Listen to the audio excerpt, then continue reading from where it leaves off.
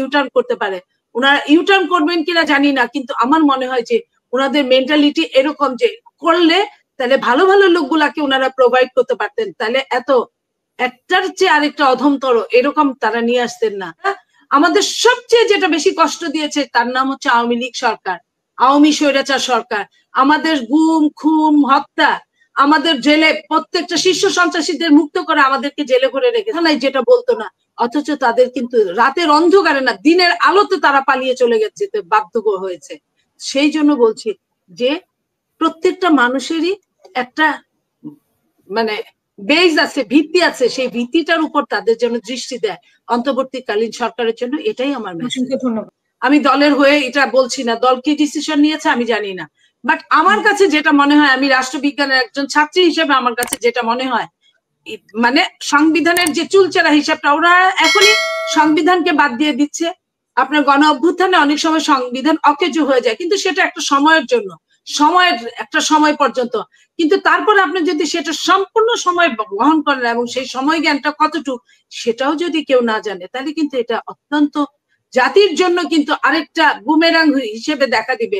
এই জন্য আমি বলছি অন্তর্বর্তীকালীন সরকার ঘোষণা করুক সে তার কি কি করবে, সে স্বচ্ছতা হিসেবে সে আমাদের সামনে কথাগুলো তুলে ধরুক, তাইলে আমরা বুঝবো। এবং সে যদি 2-4টা কথা এবং কাজের মিল রাখে, তখন আমরা আরেকটা রিস্ক নিতে পারি, আরেকটা রেভলিউশনের দিকে যেতে পারি। আর আপনি জানেন, এখানে সবাই জানে রেভলিউশন কিন্তু আপনার 10 বছর 15 বছর 20 বছরে হয়। প্রতিদিন আপনি চাইলে নিত্যদিন রেভলিউশন করবেন, এটা হয় না।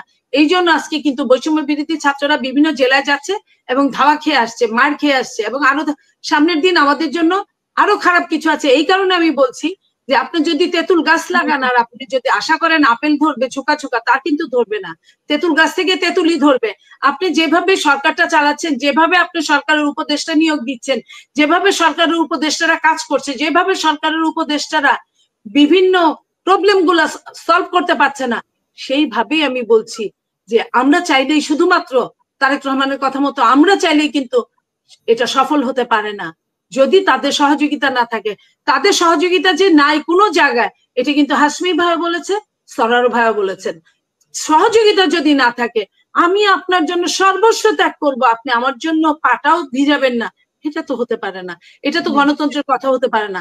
ওনারা যে কাজ করছে, আবারও আমরা স্বৈরতন্ত্রের দিকেই ধাবিত হচ্ছি। এখনো ওনাদের সময় আছে, ওনারা চাইলে ইউটার্ন করতে পারে। ওনারা ইউটার্ন করবেন কিনা জানি না, কিন্তু আমার মনে হয় যে ওনাদের মেন্টালিটি এরকম যে করলে তাহলে ভালো ভালো লোকগুলাকে ওনারা প্রোভাইড করতে পারতেন, তাহলে এত একটার চেয়ে আরেকটা অধমতর এরকম তারা নিয়ে আসতেন না। এবং অধমতর সেটাই বড় কথা না, তারা কিন্তু রিপোর্টেড, তারা কিন্তু মোস্ট ওয়ান্টেড। সো এই মোস্ট ওয়ান্টেড মানুষগুলাকে যখন আপনি ক্ষমতায় দিবেন, তাহলে আমার আওয়ামী লীগ তারা লাভটা কি হয়েছে? একে তো আপনার 12,31,000 সামথিং লোক হচ্ছে বাংলাদেশে প্রশাসনে আছে, সরকারি প্রশাসনে, সেইখানে 10.5 লাখই আপনার আওয়ামী লীগের লোক। নো ডাউট, এখানে আপনার কিচ্ছু করার নাই। আপনি তাহলে কি করবেন? আপনার তাহলে ওই যে জামাত যেমন বলছেন না, সফট বিএনপি, বিএনপি ছাড়া ওদের উপায় যখন হবে না, তখন বেছে বেছে সফট বিএনপি নাও, হার্ড বিএনপি নেওয়া যাবে না। এখন আমাদেরও তো উপায় নাই, তখন কি করতে হবে? আওয়ামী লীগ যদি নিতে হয়, যেমন ধরেন আপনার ডিসি নিয়োগ হয়েছে, ডিসি নিয়োগের আপনার ম্যাক্সিমামই আপনার আওয়ামী ঘরানা থেকে আসছে, তাহলে আপনার সেইখানে আমাদের কি করার থাকতে পারে, কি করার আছে? তো শেষ করবেন। আমাদের এই কথাগুলো বলা ছাড়া কিছুই করার ছিল না, আমি এই কথাটাই বলতে চাচ্ছি এখন। তো এই জায়গা থেকে আমি আপনার এইটুকু বলতে চাই, যারা আমাদেরকে ভুল বুঝছেন, যারা আমাদেরকে নিয়ে এই ধরনের কথা বলছেন, বিএনপি, তারা এখন বলেন আপনারা কতটুকু আমাদের জন্য রিস্ক নিতে পারেন? আমাদের কোনো প্রবলেম হলে আপনারা কতটুকু রিস্ক নিতে পারেন? আমাদের প্রবলেম মানে কিন্তু দেশের প্রবলেম। একমাত্র এখন বাংলাদেশে বিএনপি একমাত্র বড় দল আছে, আরগুলা কিন্তু বড় দল নাই। তো সেই জায়গা থেকে আমরা বলতে চাই যে বিএনপির প্রত্যেকটা পদক্ষেপ হিসাব করে ফেলতে হবে। শুধু বললেই হবে না যে রাষ্ট্রপতিকে কেন বিএনপি ম্যান্ডেট দিচ্ছে, রাষ্ট্রপতির পক্ষে কেন। এটা আমাদের জন্য ভীষণ লজ্জাস্কর, ভীষণ দুঃখজনক, ভীষণ অপমানজনক যে রাষ্ট্রপতির পাস্ট এত জঘন্য, তার পক্ষে আমাদের কথা বলতে হচ্ছে। এর চেয়ে বোধ হয় রাজনীতিতে আসলে বলে না যে রাজনীতিতে শেষ বলতে কিছু নাই। আমি মাঝে মাঝে দুঃখ করে বলি, এই রাষ্ট্রপতির মনে হয় যে তার কপালের সঙ্গে একটু কপাল ঘষা দরকার, যে এত ভাগ্য নিয়ে কিভাবে পৃথিবীতে জন্মগ্রহণ করেছে, এত কথাকার মানুষ হিসেবে থেকেও তাকে এখন রাখতে হচ্ছে। এটা কিন্তু আমাদের জন্য ভীষণভাবে অপমানকর। সেটা বুঝেও যদি এই আপনার বৈষম্য বিরোধী ছাত্ররা সেটা বুঝেও যদি এই দেশের আপনার অন্তর্বর্তীকালীন সরকারেরা যদি এই কাজগুলো করত, আমাদের সঙ্গে বসতো, আমাদের সঙ্গে বসে একটা আলোচনায় আসতো, আমরা আলোচনার বিভিন্ন রাস্তাঘাট বের করার চেষ্টা করতে পারতাম। ওনারা তো সেটা করছে না আমাদের সাথে। ওনারা, আমরা এটা বলতে চাই না যে ওনারা আমাদের সাথে কোনো কাজে আপনার সহযোগিতা করছে না, কিন্তু আমরা এটা বলতে চাই ওনারা ওনাদের সহযোগিতার জন্য আমাদের কোনো কাজে ডাকছে না। তো যদি না ডেকে থাকে ওরকম এবং লোক দেখানো ডাকা সেটা যদি হয়ে থাকে, কোন একজন, আমি কথিত আছে এরকম যে ওনারা 2-3 দিন আমাদেরকে দাওয়াত দিয়ে নিয়ে গিয়েছে, আপনি জানেন, 1 কাপ চা পর্যন্ত খাওয়ায় নাই। আপনি এটা শুনতে খুব খারাপ শোনা যাবে, কিন্তু এটা বাংলাদেশের যে আতিথেয়তা, সেইখানে কিন্তু একটা রং চা সবাই সবাইকে দেয়। এটা আমি জানি না যে এটার মজাটা কি। আমি ওই জন্য বলছি যে উনাদের 1 পা এগিয়ে এলে আমরা 10 পা এগিয়ে যাব, আমরা তাদেরকে কথা দিতে চাই এইভাবে। এছাড়া আমার আর বলার কিছু নাই এই জায়গা থেকে। এবং আমরা, আমাদের সবচেয়ে যেটা বেশি কষ্ট দিয়েছে তার নাম হচ্ছে আওয়ামী লীগ সরকার, আওয়ামী স্বৈরাচার সরকার।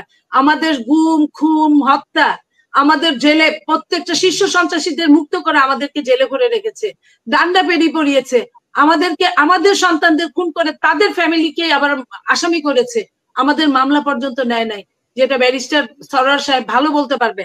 তো সেই জায়গা থেকে আমরা আওয়ামী লীগের পক্ষে যাব, কেন যাব?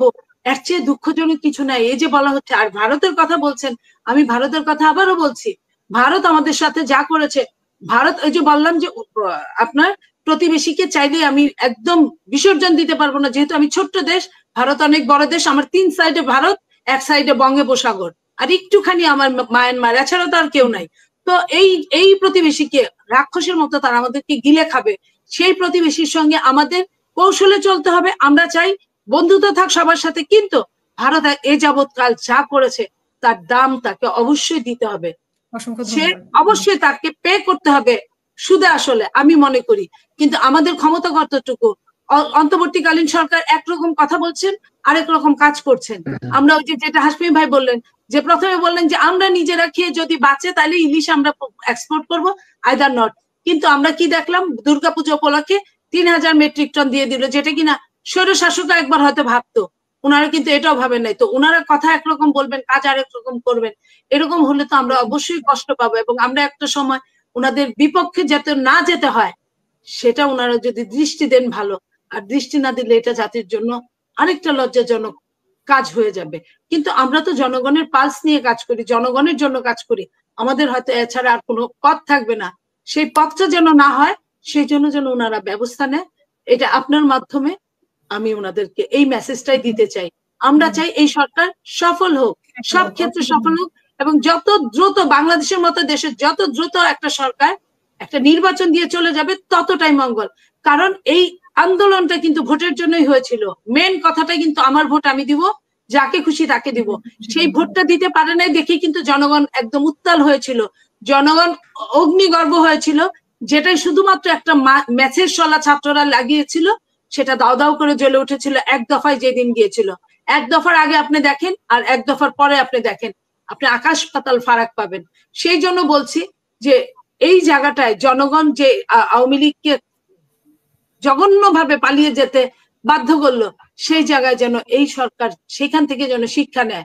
এবং এই সরকার না, শুধু প্রত্যেককেই আমি বলবো এই জায়গা থেকে শিক্ষা নেওয়ার জন্য, যারা আগামীতে সরকার গঠন করতে চান, যারা এরপরে সরকার গঠন করতে চান, যারা এখন সরকারে আছেন, এই আওয়ামী সরকার হেন কোনো কথা নাই যেটা বলতো না, অথচ তাদের কিন্তু রাতের অন্ধকারে না, দিনের আলোতে তারা পালিয়ে চলে যেতে বাধ্য হয়েছে।